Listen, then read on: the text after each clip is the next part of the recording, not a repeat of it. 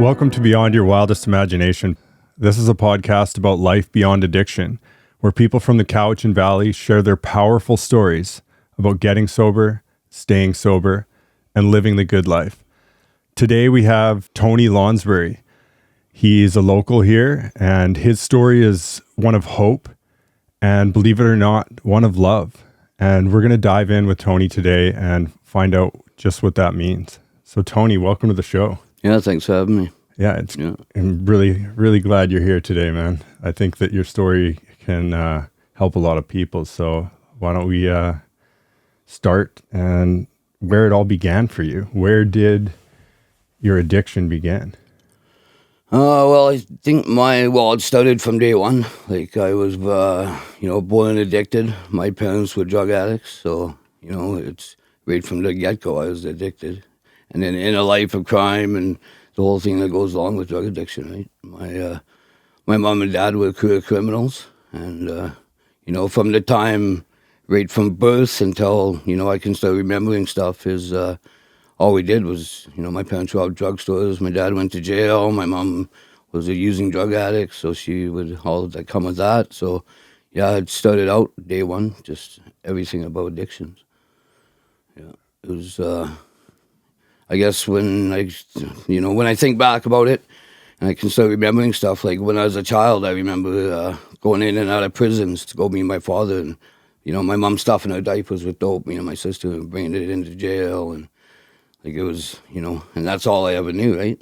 So I never thought of addiction as anything else but normalized, right? My parents, that's what we were taught, and that's just, so that's where it started for me, right? I never knew any different. It was my life.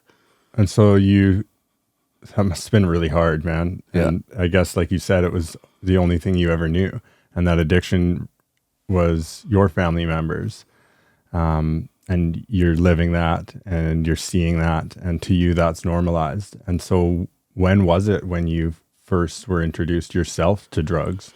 And my dad, he ended up passing away when I was 8 years old. And I remember, there was always empty bottles around and, different drugs, pharmaceuticals and stuff. And I remember, there was always something in the fridge, and I used to drink it all the time. It made me feel really good. And I soon find out it's methadone, right? My mom used to have all these jugs of methadone because she was on a methadone program. And so I started out with that when I was real young, and it would just send me into oblivion. And when I didn't have that, even I would be in school, I'd be huffing glue or anything I could get my hands on. I started like gas, anything, right?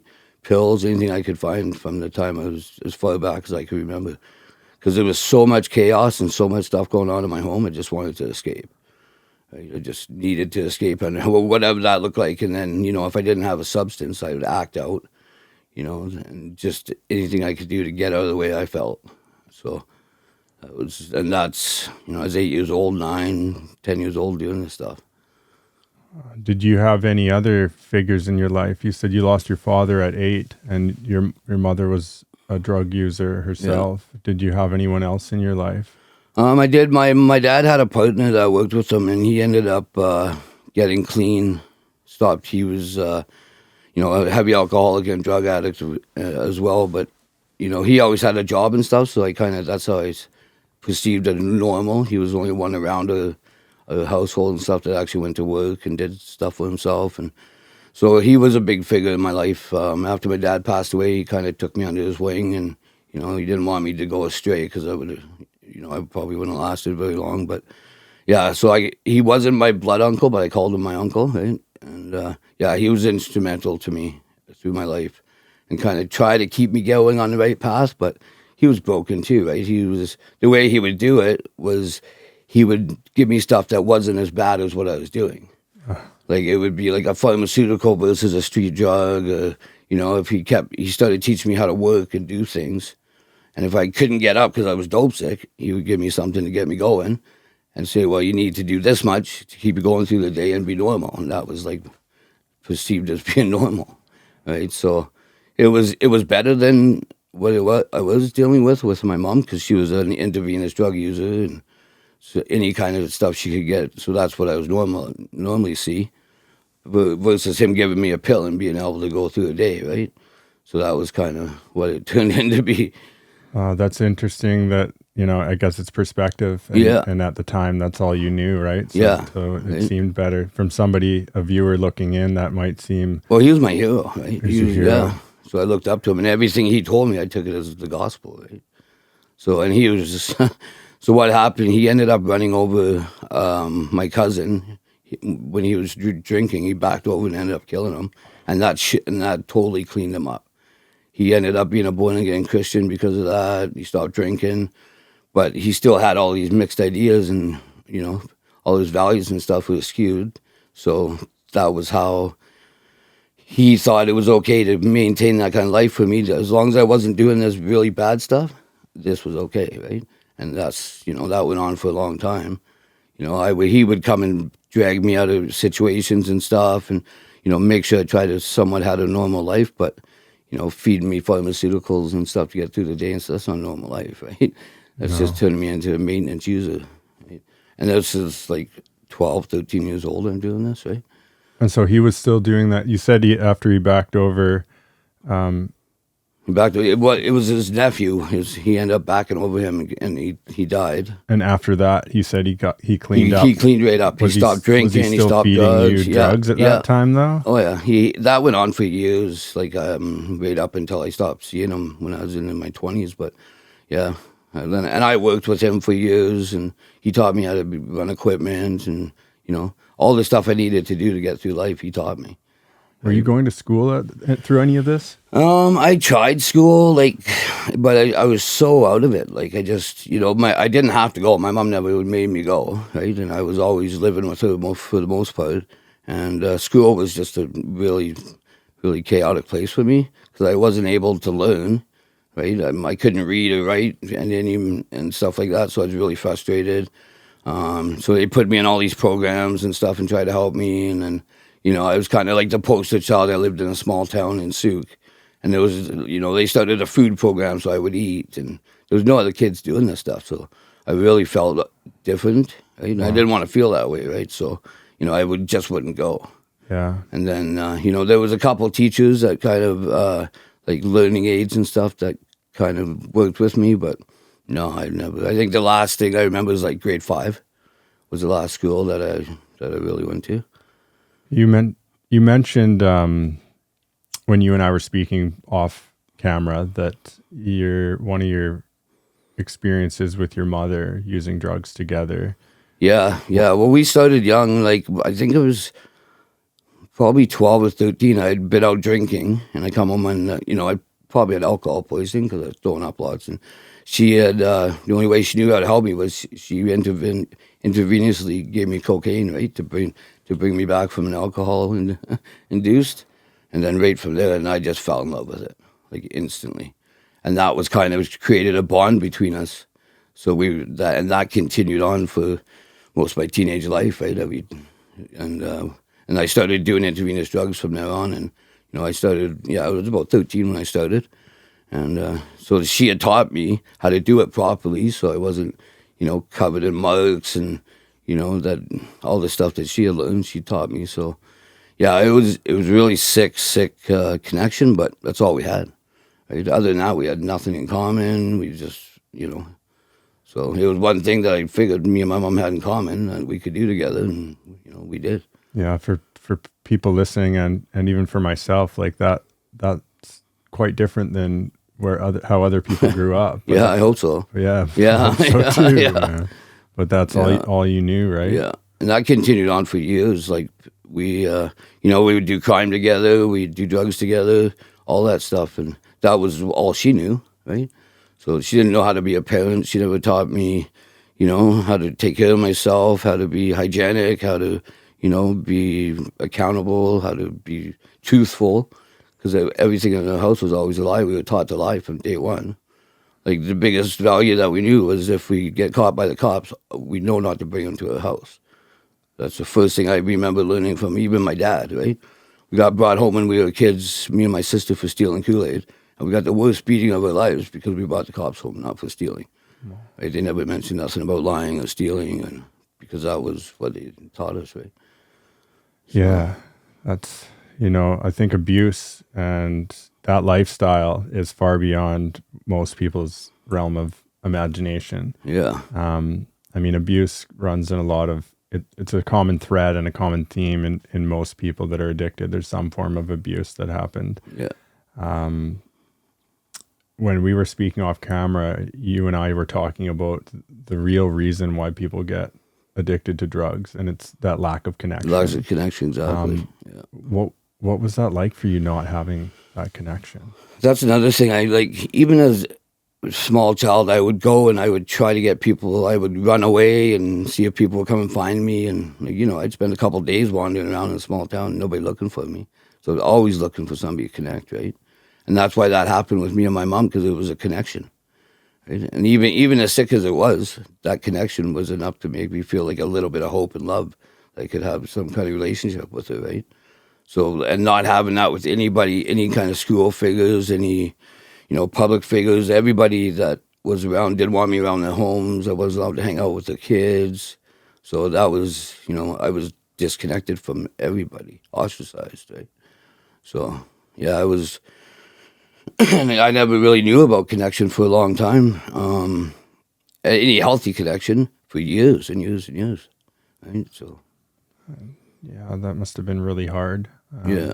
Not having those, motherly chemicals and from your father and that love that's missing, right? And you mentioned you had a different kind of love and a different type of bonding with your mom, and so like that's all that you had to latch on to, even though it was unhealthy. Yeah, trauma bond, right? That's all bonding. it was.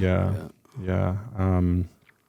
Most people who get into addiction, that addiction starts to run their life, myself included. And you start doing things like I did. I started doing things that I never, ever thought I would do. I was a good person, and I was watching myself do things that were not good, at stealing and lying and cheating and all of these things. What did your addiction lead you to get into? Yeah, I kind of, with the way I was raised and stuff like that, I didn't have that bar. It wasn't set with you're a good person and you're going to eventually give up all these good things for your addiction. Like I watched all the bad stuff from the beginning. So the stuff I ended up doing, like my moral compass was like, don't hurt women, the lying and all that stuff that came along with it, that was just normal for me, But I ended up like, in the end, all that stuff it did happen. Like I always told myself that I don't want to go to jail. Like I'd seen that when I was a child and it terrified me and stuff. And, I ended up going to jail. I never wanted to be known as a person that was in a psych ward because they're crazy. And I ended up in lots of psych wards and, that kind of stuff. And, and I'd always told myself I didn't want to be out. I didn't want anybody to see me. If I have kids, I don't want them to see me using the way I used. And that happened. And, anything, like you said, anything I ever thought that I wouldn't do, I did. Right? And it just progressively got worse and worse and worse, I'd always thought I'd have it managed enough I wouldn't end up being a person on the street. Well, I ended up on the street, right? Down with, the rubbies and stuff, as they call them, and, hanging out with them. Because it made me feel good, for one. I would look a little bit better than them, because, and so I would go and hang out with them, and then I ended up being just like them, right? Living with them and amongst them and eating out of garbage cans and stuff like that, right? So, and I never thought I would ever do that because, I was taught as a young, I could do whatever I wanted to get my dope, rob people and stuff. And then it was like, I don't have to beg and steal for it. I don't have to beg on the street. And I ended up doing that. So all that stuff I ended up doing because of my addiction, right? So it just keeps progressing. Yeah. It gets worse and worse. Yeah. What's a snapshot of when your addiction was at its worst? What does that look like? Addiction at my worst was, I think I have a daughter, and I think, so I was just about 22, 23 years old, and I started using a drug, a lot of meth, and I just stopped my cocaine addiction through my teenage life because I couldn't manage nothing other than using, so that was getting out of control, and I found meth, which I figured, oh, this is great, because I started being a little bit more manageable. I had a kid now, and I had to try to become a parent, and meth kind of gave me a different sense of I could be somebody and not have to hide in a room and do dope all day.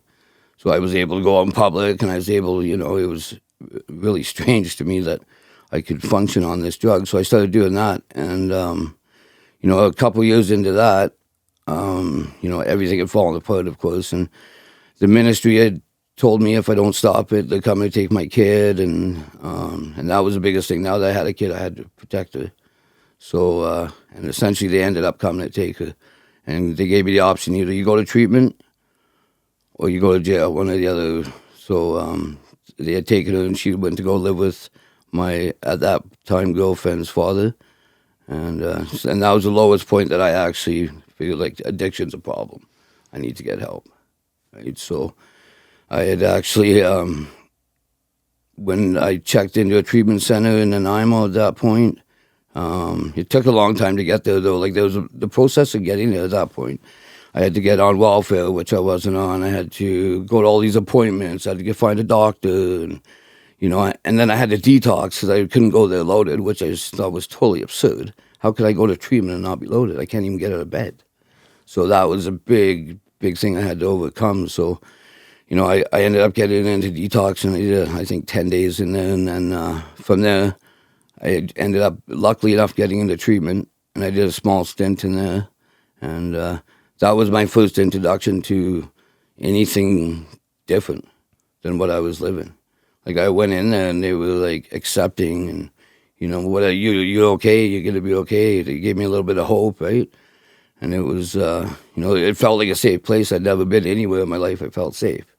So I got into this treatment center, and, I was really badly detoxing. It was a 42-day program. I think I was laying in bed for probably 19 of those days, really sick. Like, I hadn't stopped since I was a young kid. This is the first time, right? So, and, but after that, I got a little bit of clarity and started checking out what they had to offer, a few classes and stuff, and, and then, I started talking to lots of people that had the same problems I had. I thought I was really, really different, right? And this is the first time I got with a group of people that had the same problems and were trying to get help. And so I lasted 42 days there that time. That was my first time. I left, and what I had done when I was in there is I got hooked up with the really sick people that weren't there for themselves. They were there for either get out of jail or their parents. And we just formed like a clique, and when we got out, we continued doing the same thing. Like, I lasted maybe 5 hours once I got out, and we all went and got loaded and continued back in the process of using. And because the only thing we did there was dry out, right? I picked up a few things, like I said, I had a little bit of hope, and I got fed, I looked a little better, but I didn't really have enough time to learn anything. So we got out, me and a couple guys I met, and I went right back to using right away. And so that was your first. That was my first introduction into recovery, and what that looked like, and having people actually give you a little bit of hope and a bit of like a care. Somebody cared for you, right? So fast forward a little bit into the middle of your journey. You've been through how many treatment centers? You were saying you'd been through. Yeah, I've been, over the whole course, has been 13 in the end. I ended up 13 altogether. 13. Like, that one treatment center I first started, and I ended up going there 4 times.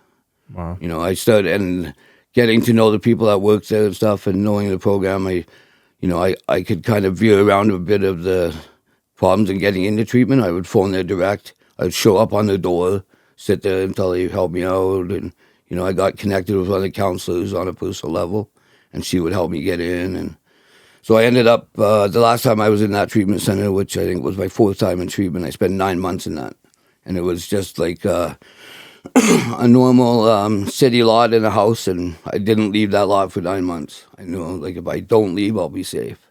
So I went there, and I just stuck it out. And after that time, I did end up getting a bit of clean time. When I left after the 9 months, I had met a girl, of course, because that was my new thing, relationships, right? Because I never had any kind of relationships in my life. I had girlfriends and stuff, but so that was my new thing after my new addiction was relationships. So I got out, met a woman, and thought I could start a life with her. And I ended up getting a few years clean. But same thing, like, I had no life skills. Right? All I knew was what I had learned. I had, I knew how to stay clean, but that was it. I didn't know how to pay bills. I had no idea how to, stay working consistently without just, taxes, all that stuff. I never do none of that stuff. So that only lasted a period of time till it all crashed down again. So it got overwhelming and everything because I didn't pay nothing. I didn't realize all this stuff was going to accumulate and I'm not even going to be able to live in my home. I was never taught that as a kid. Yeah. That kind of stuff. So it's like, it was wild to me. So I would essentially end up relapsing, right? Yeah. And that started a decade of horrific relapses and, more treatment centers. But yeah. So at this time you've gone through, that was your fourth. That was my and fourth you've one, moved into, you said you've done 13. So what happened near the end where your actual recovery journey started to begin? What does that look like? You mentioned that you met someone. Yeah. It was through my son. He told me he had a problem with his knee. So, he was obviously, because he always wanted to get out of school, he was living with me at this point, which is probably shouldn't have been. But so I took him up to the hospital to get an x-ray on his knee. And the lady takes him into the x-ray booth. And I'm sitting there. She says, "Oh, sit back here while I take the pictures." And I see the purse in there. So I grabbed the purse, put it underneath my coat. We took off and went home. And at that point, I was, in the middle of using. And I ended up doing some fraud and stuff with the credit cards. And I thought it was all good and no repercussions. And about 3 months later, I got this knock on my door. And it's this lady that I stole her purse. She says to me, "Do you recognize me?" I'm like, "No, I don't recognize you. Get out of here." I'm like, "What are you doing at my house?" And she says, "Well, I was told to come and help you instead of charge you." So she gave me the option. She says to me, "Well, I belong to this local church. And if you're willing to come down and see what we got to offer, then we're willing to help you. And if you're not, I'm going to charge you." So I was thinking, well, what worse could happen, I go down there, get a free cup of soup and some bread, and they talk to me. And so I did. It took me a few weeks to wrap it around my head that she had showed up and that it wasn't with the cops. So so I did. I ended up going there a few weeks later. And, I sat there and went through the whole sermon and stuff. And, everything, it was funny because everything I heard that night, it was like they were talking to me, right? They were reading out of the Bible and they were talking and singing, and I was ingested it all. It just like rocked me. I was literally on the floor in tears the whole time. It was amazing. So, and that kind of started my process with them. There was a group of probably 6 or 7 of them in that church, and so, like I say, at that time, the process of getting into treatment was horrific. Right? There was no funding and all that stuff for good treatment centers, and they had asked me, where do I want to go to treatment? So I knew one that a bunch of people I'd known had gone to and it worked for them, but it was privately funded. And I told them that, and it was just like a shot in the dark that they would pay for this place. They're like, okay. And they found out how to get there and paid for it, and they put me in there. And it took them 3 months to get me in there. One of those 6 people watched me every day for 3 months. Kept me from getting sick and helped me in different ways so I could actually get there. And I landed in treatment a few months later, and went there. That was my last time in there. I did the 52-day program, and when I got out, they wanted me to go to a second stage house and go live there for a year after. And I really didn't want to because it was over on the mainland, and I was like, no, I don't want to do that. So the Christian lady and her husband offered for me to stay with them. Said, well, you can come and live with us, and we'll teach you how to live life, teach you how to start being normal. So, I had nothing to lose at this point. I had absolutely nothing. So, it was game. I bought into it. Oh, man, that's incredible. Yeah. That's quite the story. Yeah. You mentioned each time you went into recovery, you, like, from that first time you went in and you felt hope and you had people caring for you, and that like sparked something in you, and you said, you came out 5 days later and you relapsed. Yeah. But each time you went in, you mentioned how you kept learning something and picking something up along the way. What were you learning along the way? What were those things? It was a clean slate, right? I had no idea. So everything that I was learning, I would learn, even about mannerisms, how to talk to people, how to eye contact, how to, everything. And like I said, the one thing, when I seen that little bit of hope and, I seen people a little bit of light in their eyes and they're not all hunched over and looking at the ground, that I wanted that, right? So I started picking up stuff and learning about my addiction and why I was like I was, and more I ingested all that stuff, the more I wanted it, because it was, I was starting to feel okay. I was starting to feel a little bit normalized.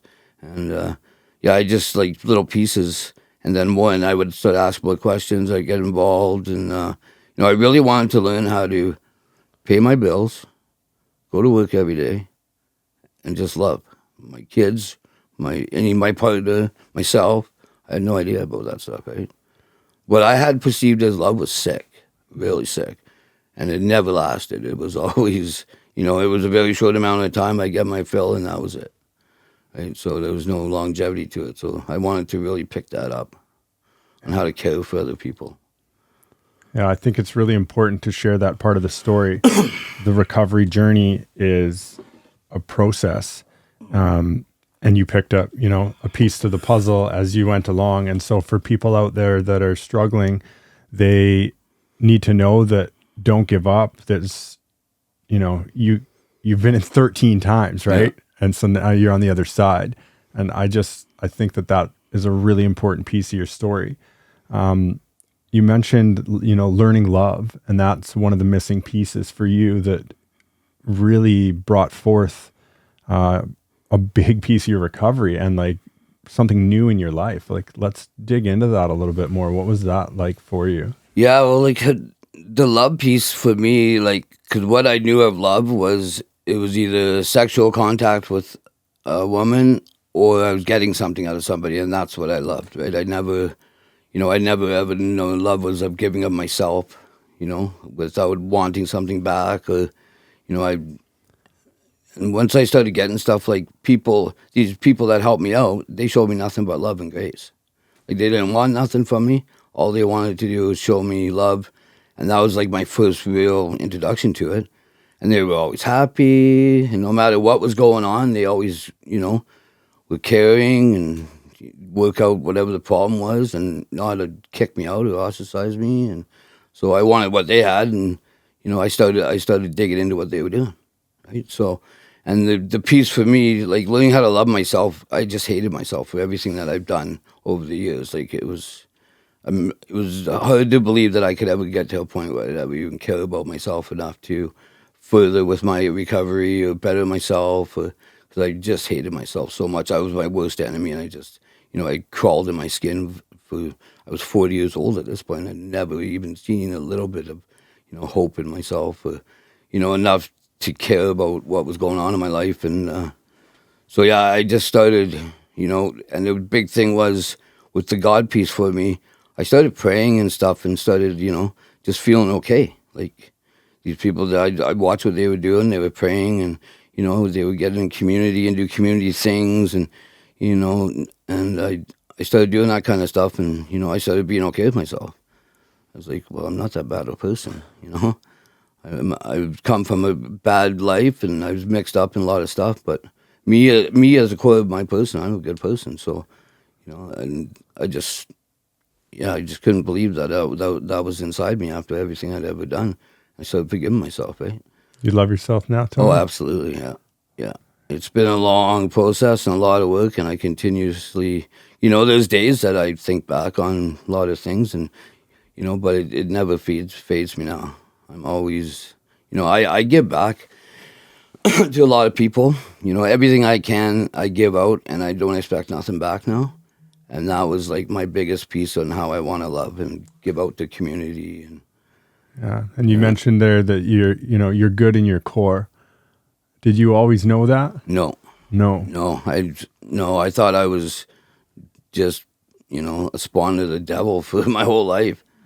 Because I was never ever, I never experienced any kind of goodness in me ever. I imagine that was a lot of pain during that time, unfolding, learning love and looking at what your life was. And I'd like you to, in your own words, explain, like, what was that process for you? I was having internal conflict big time with it. Like, I had to unfold that for me.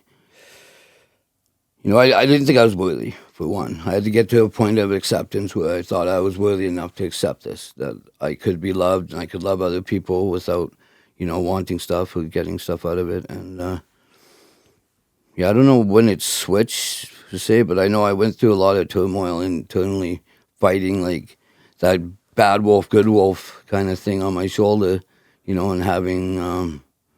essentially, I just kept doing what I seen other people do, and I got to a point where, I knew what I wanted was to help other people and to give back, and I don't know when it changed, but I know I went through like a couple years of internal conflict and wondering if I'm worthy enough to accept it and to give love. So, can you remember that first time that you felt and gave love to another? Yeah, I was, when I got baptized, I was really struggling with it and stuff. And, when I actually, it's funny because when I came out of the water and I actually felt myself kind of being freed from this oppression that I've always given myself. And from that day forward, I have never looked back. I never thought illy of myself. I've always, from then, I've always, I've treated myself well, mentally, spiritually, physically since then. Mentally, big time, I really work at that with making sure that I don't defeat my negative thoughts and stuff, that I defeat all that and make sure I stay positive. And, it's it's actually amazing that I can even come from where I come from and think that way now, right? And the only way I do it is, through God is what my practice. Yeah, God is your practice and that higher power. And so what is the link for you?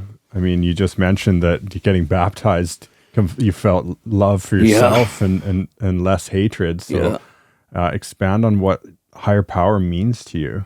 Well, it's everything to me. All the years of recovery, I didn't have any spiritual practice. I watched everybody struggle with all the different spiritual stuff that they kind of throw out there in treatment and different recovery stuff. And I tried a few different things over the years. It never worked for me. I would never got any results out of it. And, and then once my practice I do now with Christianity and God is, it's only, and I've, I don't know, it's changed me in every way that I wanted to change. I'm totally different. I'm born like they say, I'm born again. Recreated a new human, and it was nothing that I did, which was beautiful. Did that moment happen for you during that baptism, or was it during, like you said, was it a long process? It did. That was just kind of a point where I solidified it. But I know even because I started practicing and praying before I stopped using, because I had a bit of a time period there, and I felt it even then. Like I felt literally getting healed, and nothing I was doing, but like every time I'd be around certain events in the church and stuff, I couldn't even talk. I would just cry and release all this stuff that I had bottled up, and I just started getting freed from what I was doing and practicing this stuff. I think that's really important is an important piece of my journey too, that I like to speak.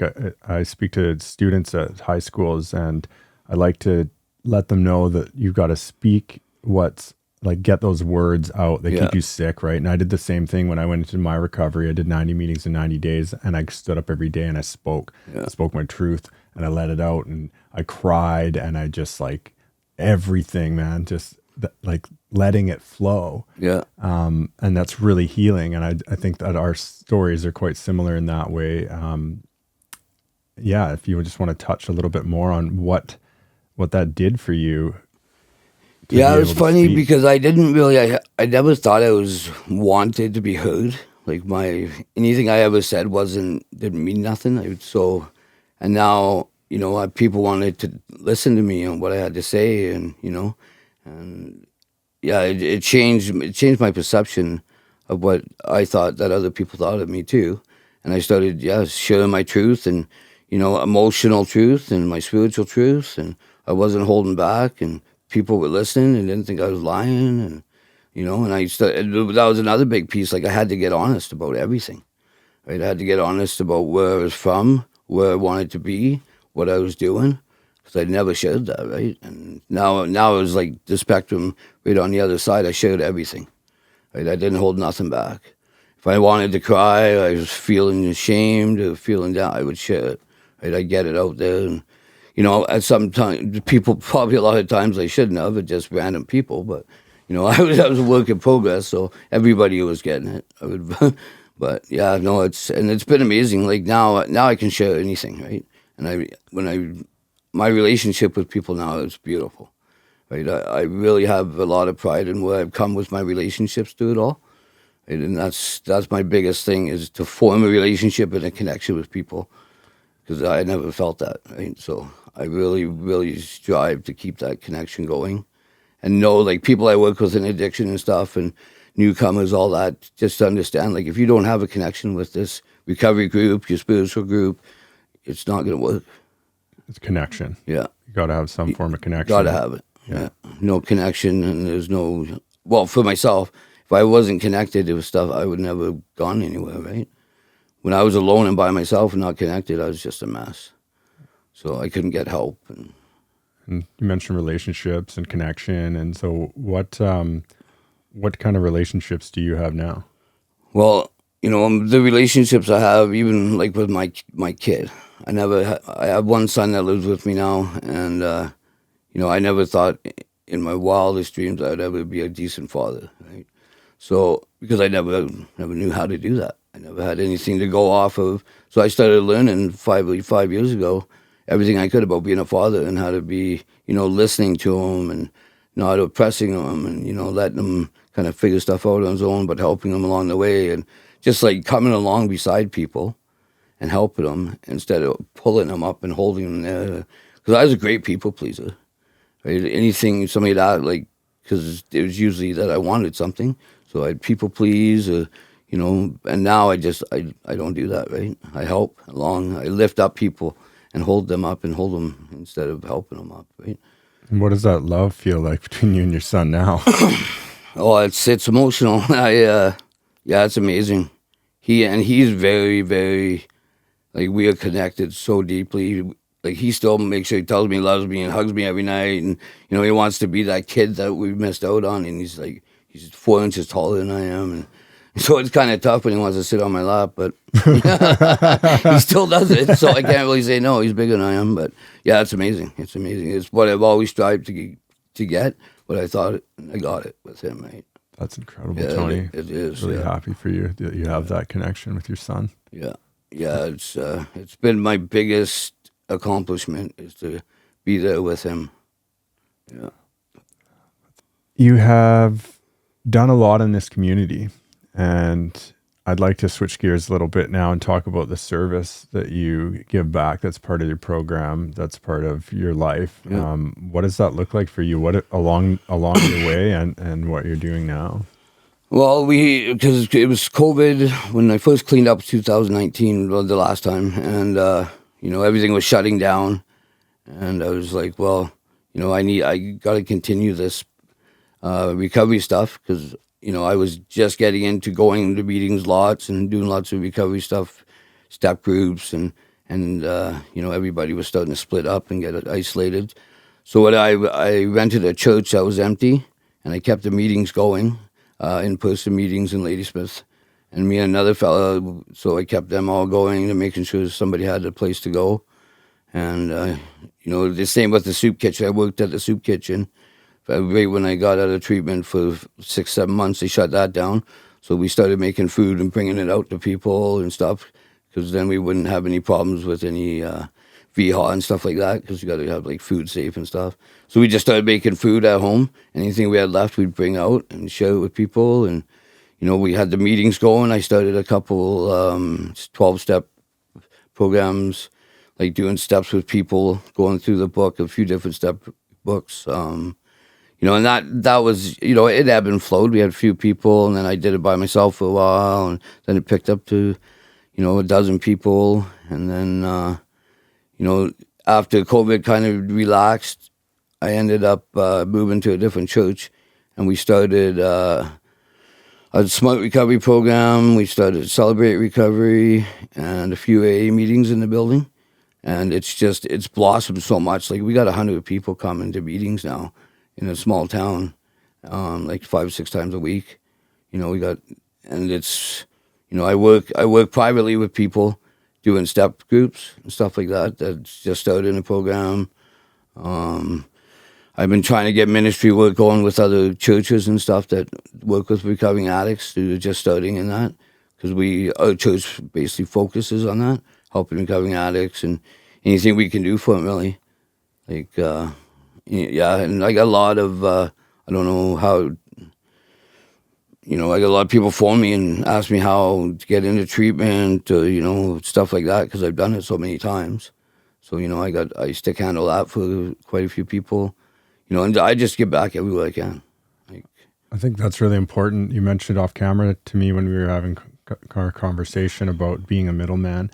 Yeah. And I think that's really needed, right? Because there's a lot of people out there that are struggling that they don't know how to get into programs, or they have a problem with authority, or they're not sure, right? And so that's part of the reason we're doing this podcast, is so that we can kind of bridge the gap between people that are clean and people that we're using, and show like we are all just human. And for you to bridge that gap and say, look, I did it, this is how you do it, and I can help you. I think that's really commendable. Yeah. I think it's needed too, because, over the years, I've gone through treatment so many times and coming up against all these walls, and I was a daily user. If I didn't have my substance, I couldn't get to an appointment. I couldn't get a doctor. I couldn't do all this stuff. So essentially, I would not end up getting help, right? So now, like a guy like myself, I could literally do most of the work for him, go pick him up when it's ready to go, and go drop him in treatment, right? And all they need to do is just show up. Not even show up. I'll pick them up and take them there if I need to. But, it's getting a lot better. I got kind of worked myself into a few different places that I can help people, and like detox and a treatment center that I got a connection with, that if I know somebody really wants it and really, is going after it, I can get them in there without them having to do much work. Have you seen any people that have gone through you that have come out the other side and got clean? Lots. Yeah, lots. Yeah, I get... I talked to a guy last night. I helped him to get into a place in Vancouver, and he's starting to work there and starting to become a counselor. And, I sponsored another guy that was in a treatment center, same thing. Got him, helped him to get in there, and he stayed there and worked there and got into a program. And so, there's been lots of good results from it, for sure, yeah. I bet. How does that feel? Oh, it's great. That's what it's all about for me. Yeah. As long as that continues, then I'll be able to be content in what I'm doing. Have you lost friends too? Yeah, I've lost, it's a lot of people through the addiction, especially in the last few years. My wife says a lot to me, like, I've never experienced the amount of loss that you do in my whole life than you do in a month. Right? Like, it's endless. And, that's all part of it. It never, it's never got easy. I think I get hardened to it once, but yeah, it's tough. It's really tough to watch people, especially when they get help to start to get out of it, and then they come out of a center or something and they don't have anything to go to, and they end up relapsing and dying. It's such a, it happens way too much, right? Yeah, it does. So I think the second stage houses and the follow-up of the 90 meetings, 90 days, staying connected, if you don't continue with that stuff, it's almost like a death sentence, right? Yeah, I watch it a lot. It's tough, and it never gets easy. Yeah, it doesn't. It really doesn't. I think I've lost a brother I've mentioned on this podcast before, but and lots of friends as well. And I'm sure a lot of the listeners out there have lost or know someone who's lost a family member. It's pretty bad right now. So what you're doing is needed. It's important, and I'm really glad that you are here with us to share your story and to also help others possibly recreate and reshape their stories. It's really important, Tony. Yeah. And so I want to bring back this love piece. You've found love for yourself. You've found love for God. You found love for others. what message of love do you have right now for other people out there? Well, I think, love there's, from what I understand now, there's a few types of different love, right? Like agape love is ultimate love from God. There's a love between a man and a woman. And then a love for yourself. And I think the most important thing for me was that love for myself, to give myself a chance. And, because if I don't love myself, I won't accept stuff from other people. I won't be okay accepting help, and cause I don't feel worthy. So to love myself is ideally, and it's been my conquest. And, I spend most of my life trying to get there, and I have. And I think it's, it's one of the most beneficial things I've come to is being able to love myself so I can love others, right? It's beautiful. Because I can't love others unless I love myself. Yeah. It's your story is different than mine and different than other people's out there. But I think ultimately we all need to learn how to love ourselves before we can love others. And that's a really hard process as an addict. And I can speak and attest to that. When you're out there in active addiction, you don't feel love for yourself at all, man. You feel hate and shame and guilt and like fear. And it's a really dark place to be in.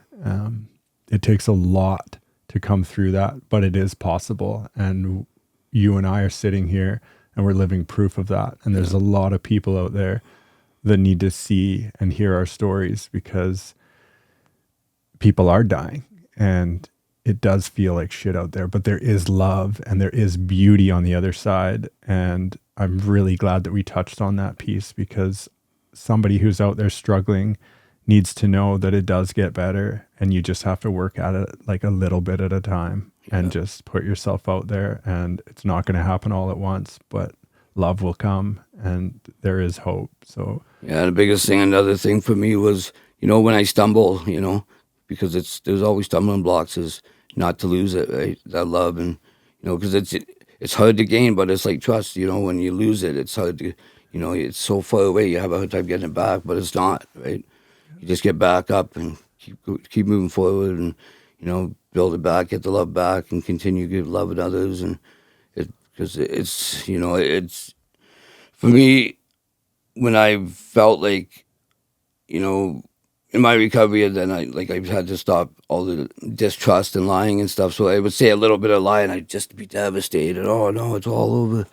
And I hate myself again, but I would pray about it and I would share what had happened right away and, just be accountable and get building back that, that self-love and make sure that I don't just keep pushing it down after I mess up, right? Yeah, I think that's a really important step. It's a step in life and a lesson that just because you messed up doesn't mean that everything that you've built is gone. The same with your recovery. I've talked about this on the podcast before, but relapse is part of it. And you learned a little puzzle piece along the way. And then finally you found the last puzzle piece that fit. Yeah. And now you've got over 5 years clean. Yeah. And I think that's really important to know, like, especially that love piece as well, that when you feel shame and guilt and you've done something wrong, it doesn't mean that love's gone. You just need to grab hold of it again and rebuild, but you're not rebuilding from scratch. You're rebuilding from where that love was built, and you can keep going. It's really important. I'd like to ask you now, Tony, like I'd like to hear your message to people out there that are still struggling, or anyone listening to this podcast. What is it you want to say? Well, I think, I would, I just want to really emphasize on that, never to give up, keep falling forward when you fall. Like, fall forward, get back up. Like, I know for myself and my addiction and everything I went through, I always got back up because I wanted the next thing. And now, I want recovery. I want God's love. I want to be a family member and all that. And I just fall forward every time I fall. I never give up, and I accept other people's help, and because I'm worthy, right?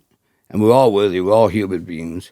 We're not some stigma drug addict like most people think. Like, we're human beings that have an illness, and we're all just trying to fight it to one common goal. And I think if you give yourself enough credit that you're worthy, just keep fighting it. Go back to meetings, go back to treatment, whatever it takes to get the help you need, right?